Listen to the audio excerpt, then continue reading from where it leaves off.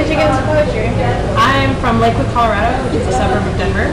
I got into poetry because my sister was a slam artist, not officially. She will never tell you that she did it officially, but she was really interested in it when we were growing up, and I always wanted to be her, so I did every single thing she did, and so I started writing and reading and watching a lot of slam poetry, mostly Def Jam on YouTube. I think I've seen every single one, at least twice.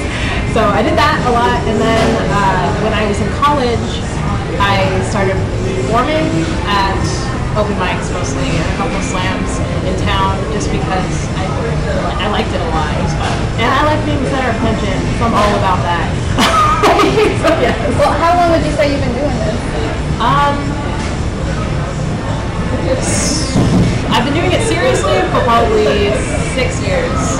Unseriously for like 8, maybe. 8? Wow. Beforehand, it was just kind of, it wasn't really writing. I wasn't really writing slam. It was more like, oh, this is a cool phone that has Mr. Ram and has some sort of version. So that was rough. But then I actually did it, and that made it better. So yeah, so I started doing it more seriously after a couple years. Tell me a little bit more about your poems. Like, what would you say was your favorite poem of all? My favorite poem ever? Yeah. That I've ever written? Well, not necessarily that you've written, but just in general. My favorite poem of all time ever is Nikki Giovanni's Resignation, because it's just about being in love with someone for absolutely no reason, and loving them in spite of how horrible of a person you might be, and not understanding why they love you back. And also there's a line in there that says, I love you because I like my coffee black and my chocolate with milk. It's like, yes. I don't know why, that's awesome, but it was great. So are you like a sucker for the love poems? I am, mainly because there was a poet, Colin Gilbert, who's a Texas slam poet, who came to my college, Knox College, my freshman year, and he was in a year of love poems, and said he was only writing love poems that year. And I thought it was an odd project. I was like, why would you do that? So he just performed all these love poems.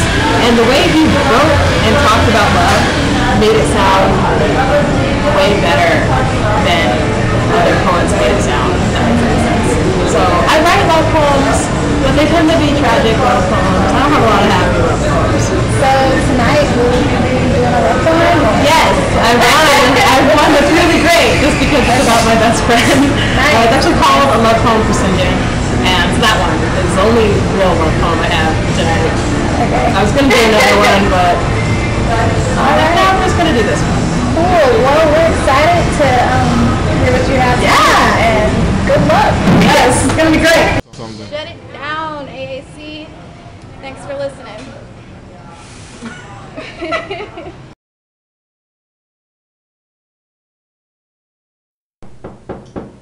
It rained last night, and that's the start of a different poem, one I only heard once about abortion, but this isn't about that.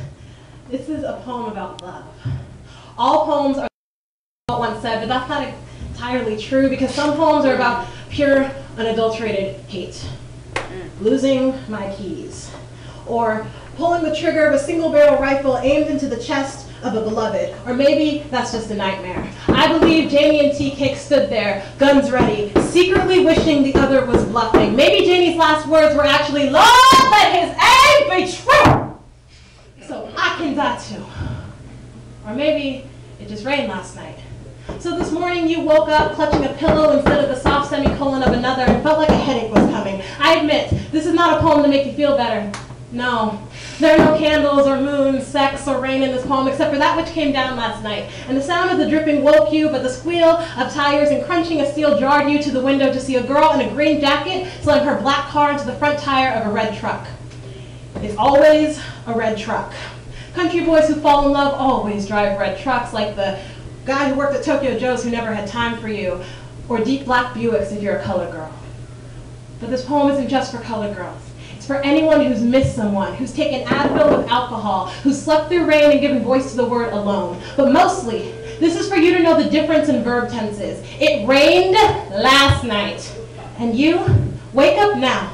Now. Get up, get dressed, flip off the sunshine, and recognize that love doesn't have to include a reciprocal act between two people. It means wearing blue because it's your favorite color and you look good in it. It means eating an entire carton of cookie dough ice cream because you can and you don't have to share. And it means suffering from loneliness, but not drowning it in tequila or unprotected